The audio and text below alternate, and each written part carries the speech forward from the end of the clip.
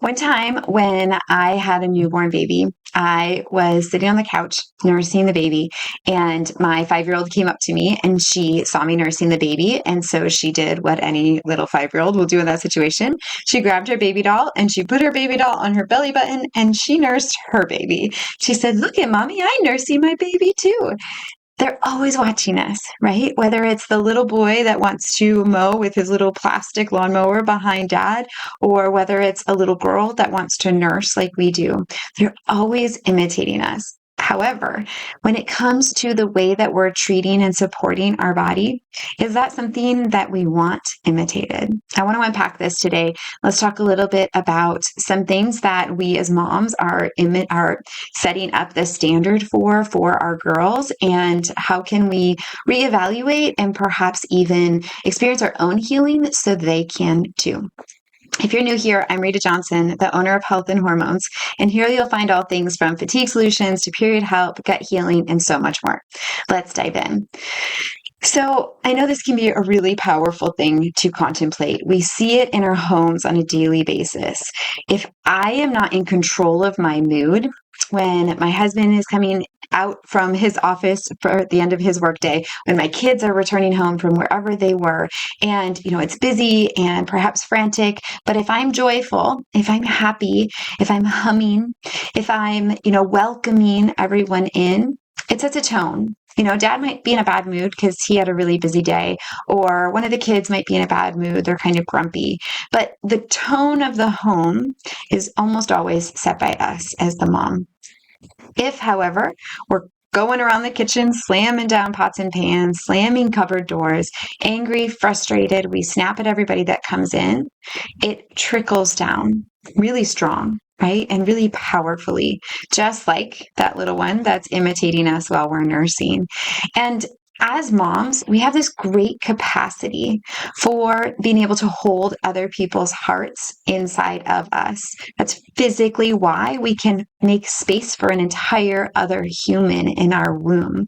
Regardless of if we're called to physical motherhood or not, we are, as women, designed this way. And so we have to be intentional about the ways that that's going to impact others as well. If we're not making space for holding each other's hearts, everyone will feel that. And I believe that that's why that emotional reaction is so strong when mom is disoriented or is, really living in that place of discord. And how much is that similar to the way that we treat our bodies? So often I'll hear a mom say something to me like, "Oh, she just started learning about her period and she thinks it's horrible and she's really not happy about this." And yes, that can happen. Even if a mom is like, "This is so amazing that this is how God made you." But I also think that a lot of times we're not coming at it from that place of reverence, of respect, of love and appreciation for the way that God made us. Whether we have our own injury that we're struggling with fertility, perhaps a struggle to conceive, or perhaps a struggle to not conceive, in the case of something like hyperfertility or having a baby later in life when maybe you weren't open to that at the time. But we need to acknowledge the way that that is mirrored to our girls and how our girls are then learning, this is how I treat myself. I see this time and time again when a young girl comes to me with an eating disorder. Oftentimes her mom also had an eating disorder, or she was surrounded by other women who had eating disorders, or who so valued the ability to be super skinny, and to such an extent that they saw that that's where our worth is.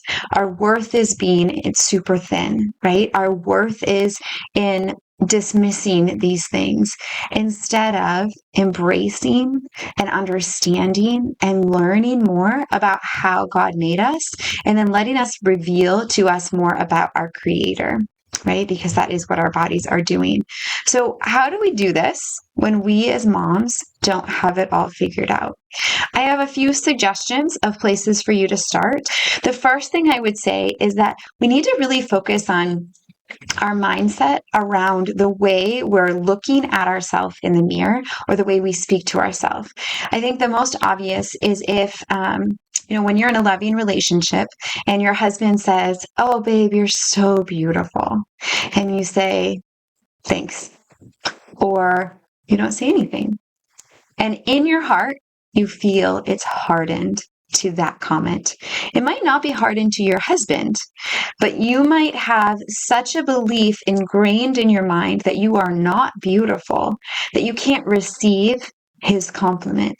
And so I just ask you to start by curiosity. How do I feel when someone compliments me, and how do I respond to their compliment? Do I accept it? Do I receive it?